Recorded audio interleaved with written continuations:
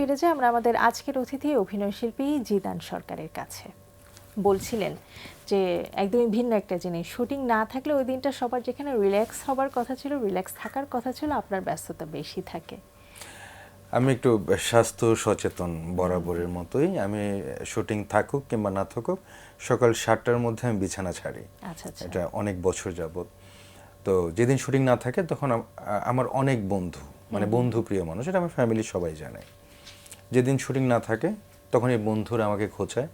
তো জানি 10টার মধ্যে, মানে সকাল 6টা থেকে 10টা অবধি এটা আমার টাইম।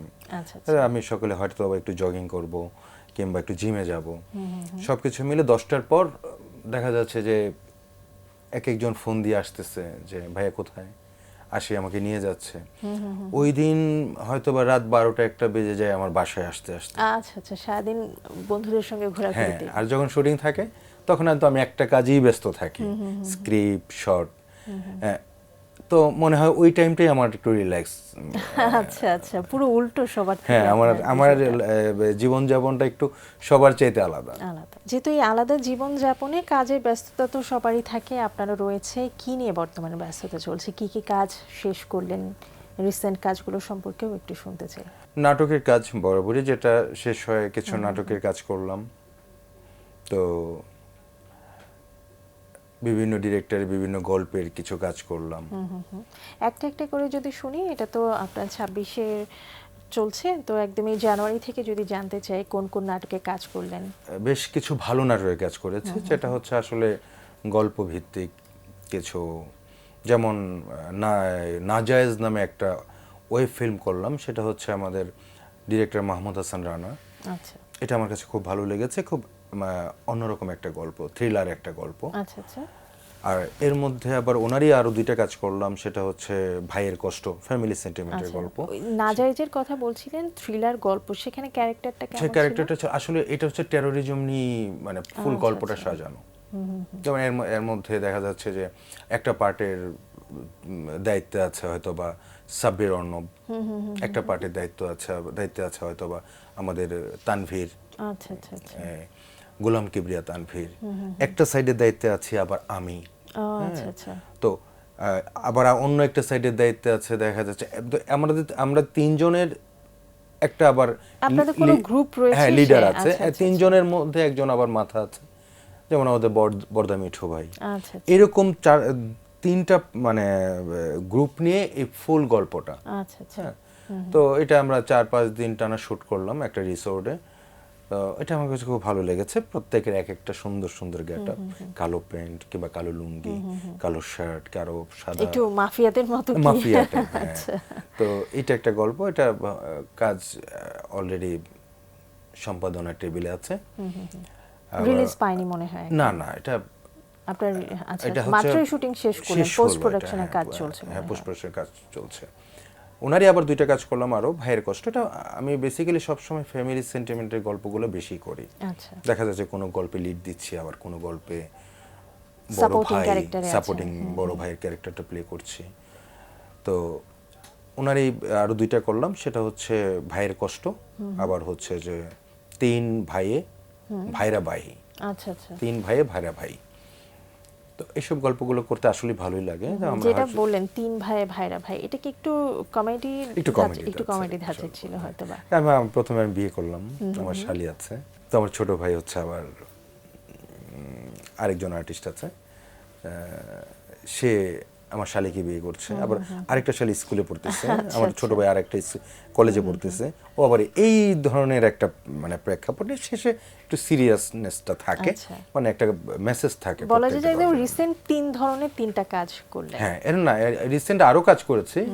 এর মধ্যে আরেকটা কাজ করলাম যোগ, নামটা অনেক সুন্দর, আমাদের জয় সরকার ডিরেক্টর।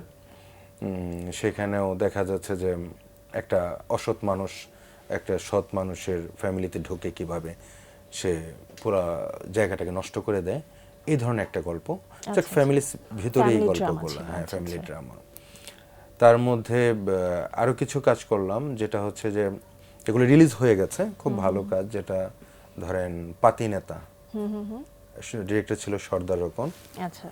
তো আমি আর জামিল ভাই, তো জামিল ভাই তো আসলে বলার অপেক্ষা রাখে না, দুইজন খুব সুন্দরভাবে দেখা যাচ্ছে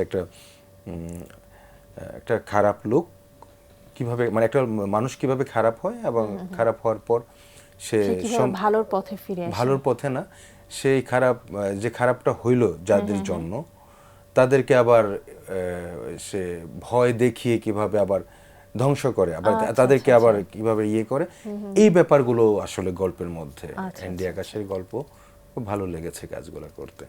আমাদের দেশের শিল্পীরা যারা রয়েছেন, আর্টিস্ট যারা রয়েছেন, নাটকের হোক সিনেমার হোক, তারা আসলে যেটা ডিজার্ভ করে, ইকোনমিক্যালি হোক বা সম্মানের দিক থেকে হোক, তারা যেটা ডিজার্ভ করে সম্পূর্ণটা কি তারা পাচ্ছে? বা অনেক বছরের যে ইন্ডাস্ট্রি ইমপ্রুভমেন্টের বিষয়টাও দেখেছেন বা তাদের খারাপ অবস্থাটাও দেখেছেন, আপনার কাছে বর্তমানে কি মনে হয়? আসলে তো মানুষ, আমরা এই জায়গাতে যারা আসে, ডিরেক্টর বলেন, অভিনেতা বলেন, রাইটার বলেন, প্রত্যেকেরই একটা স্বপ্ন থাকে, আমি অভিনেতা হব। কিছু কিছু মানুষ বেসিক্যালি ডিরেকশনটা নিয়েই আসে। আচ্ছা, তো তারা এই জায়গাটাকে ভালোবেসে আসে, কিন্তু টাকার চিন্তা না করেই আসে। কিন্তু একটা পর্যায়ে যখন এই জায়গা থেকে বের হতে পারে না, তখন তো তাকে চলতে হবে, তার একটা ফ্যামিলি হবে, সবকিছু হবে, তাদেরকেও চালাইতে হবে। তখন তারা টাকার চিন্তাটা করে। কিন্তু টাকা প্রথমে যারা আসে, আমার মনে হয় টাকার চিন্তাটা না করেই আসে। হ্যাঁ, ভালোবাসা, ভালো লাগা একটা ইয়ে থেকেই আসে। কিন্তু তারপরে এটা আস্তে আস্তে আসলে এটার উপর নির্ভর করে ফেলে সবাই। কিন্তু সবাই আসলে এটা থেকে পরিপূর্ণতা পায় না। কিছু কিছু পায়, এটা আপনারাও জানেন, আমরাও জানি। আপনি তো নাটকের কাজ অনেক করছেন, সিনেমার কথা যদি জিজ্ঞেস করি, সিনেমাতে কাজের ব্যাপারে আগ্রহ কেমন? কাজ করা হয়েছে কিনা বা ইচ্ছা? আমার শুরুটা কিন্তু সিনেমা দিয়ে ছিল। আমার প্রথম মুভি ছিল তুমি কত সুন্দর। সেটা হচ্ছে আমি যখন কিছুই জানি না, সরাসরি ফিল্মে কাজ করি। আমি আর রিয়াজ ভাই, পূর্ণিমা, সানি ভাই, অনেক আর্টিস্ট ছিল এখানে। মরহুম ডিরেক্টর আবিদ হাসান বাদুল ভাইয়ের ডিরেকশনে আমার শুরুটা ছিল। তারপর সেকেন্ড মুভি করি আবার মায়ের গায়ে বিয়ের শাড়ি, তখন দিঘি ছোট। আমি ছিলাম, দিঘি ছিল, শিমলা ছিল, তখন আহমেদ শরীফ ভাই ছিল, শাহিন আলম ভাই একটা বাবার, এই প্রথম কোনো বাবার চরিত্রে কাজ করেন আমাদের, যখন মরহুম একজন হিরো ছিল শাহিন আলম ভাই। আচ্ছা আচ্ছা। তো এই ছবি রিলিজ হলো। তারপরের ছবি ছিল আমার আসবো না ফিরে। আমার ডিরেক্টর আবু সাইদ খান, রাইটার ডিরেক্টর, অত্যন্ত আমার ভালো লাগার একজন মানুষ। তো ওই ছবিটা আসলে রিলিজ হয়নি, হয়েছে, সেন্সর হয়েছিল। আচ্ছা। তো এরপরে আমার নাটকে আসা। আমার শুরুটা ছিল আসলে ফিল্ম দিয়ে, পরবর্তীতে এখন নাটকেই আছেন। মানে এখন কি আবার 26-এ এসে প্রপোজাল পেয়েছেন কিনা বা ইচ্ছা আছে কিনা? এর মধ্যে জোর করে, মানে ভালোবেসেই বলতে পারেন, দুই একটা ফিল্মে কাজ করেছি, বাট এগুলো আমি কখনো বলি না, বলাও হয় না আসলে নাটক করার ইয়াতে। আমাদের ফিল্মেরই, আমাদের কি জানি বলে এটা, হাওয়াল চলচ্চিত্রের ডিরেক্টর ছিল আমাদের মান্নান ভাই, গাজীপুরি বলে, মানে মন বসে না পড়ার টেবিলে, কিংবা সাকিব ভাইকে নিয়ে বানাইলো শেষে যেটা আপনার এই পাঙ্কু জামাই।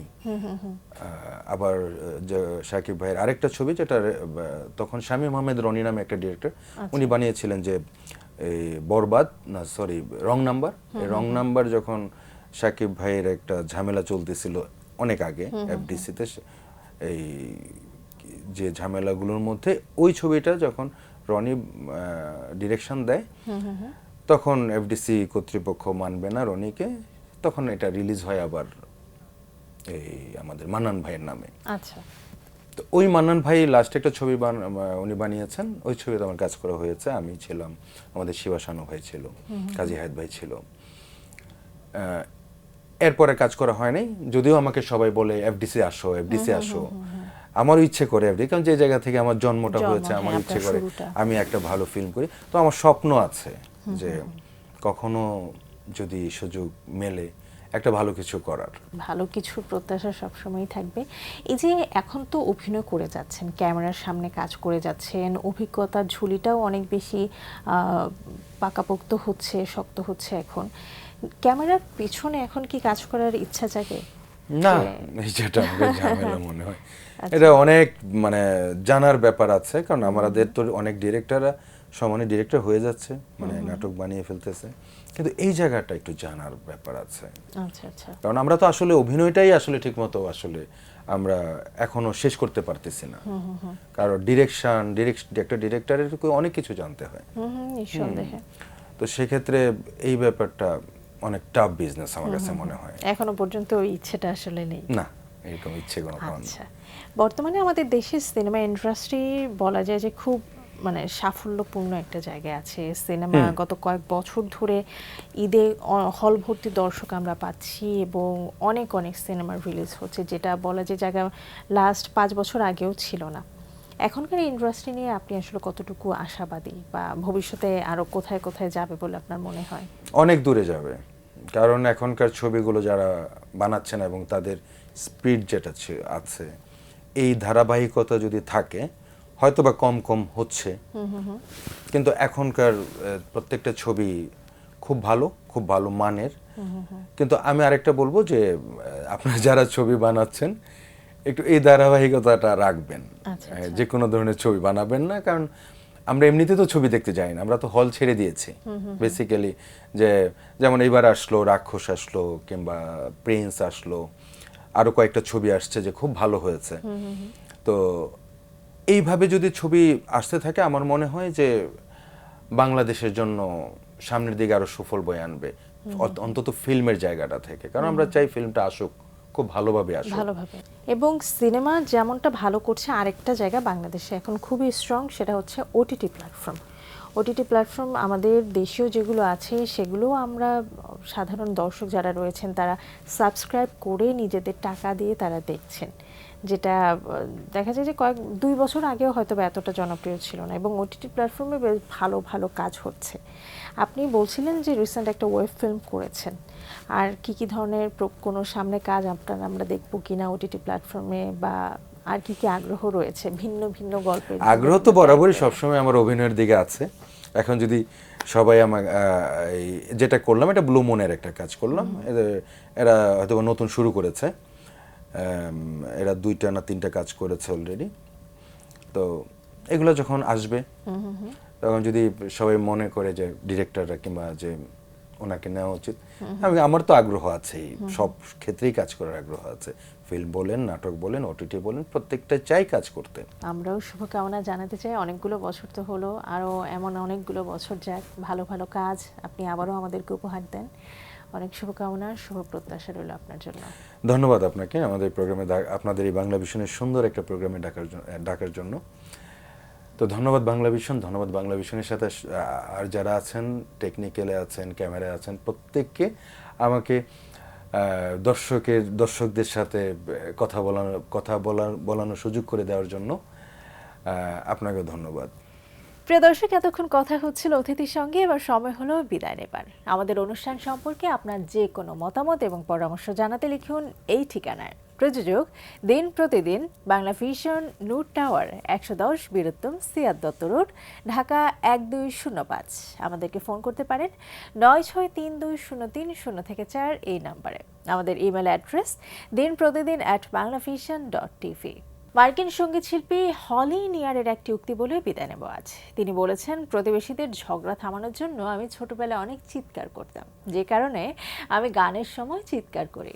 প্রিয় দর্শক, সবাই ভালো থাকুন, সুস্থ এবং সুন্দর থাকুন। আজ সারাদিন সবার জন্য শুভ এবং কল্যাণময় হোক।